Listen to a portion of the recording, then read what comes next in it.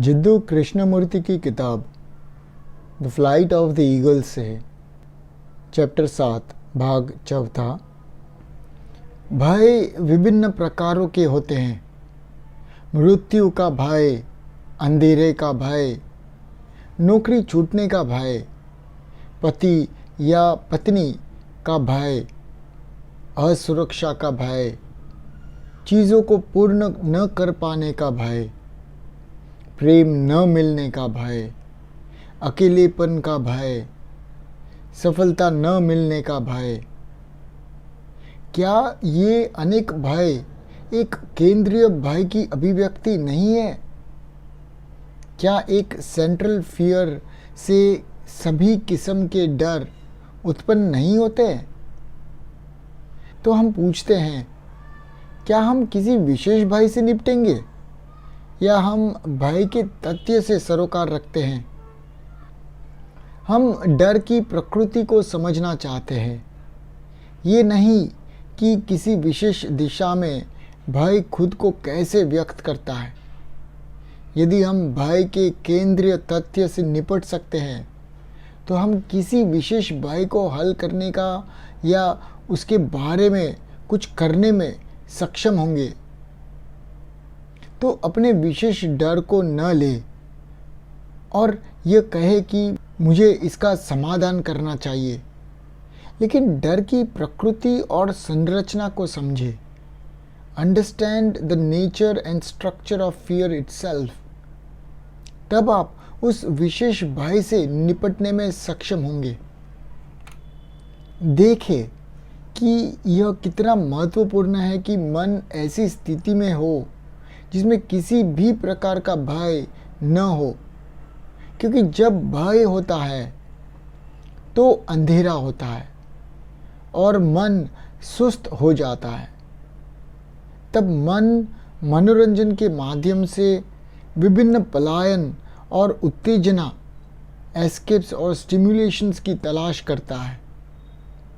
फिर चाहे मनोरंजन चर्च में हो या फुटबॉल के मैदान पर या रेडियो पर, ऐसा मन डरता है, स्पष्टता में असमर्थ है और यह नहीं जानता कि प्रेम का क्या अर्थ है।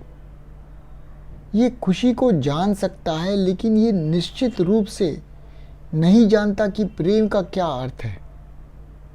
भय नष्ट करता है और मन को कुरूप बना देता है। शारीरिक भय और मानसिक भय है, फिजिकल और साइकोलॉजिकल। खतरे से शारीरिक भय उत्पन्न होता है, जैसे कि सांप से सामना होना या किसी चट्टान पर आना।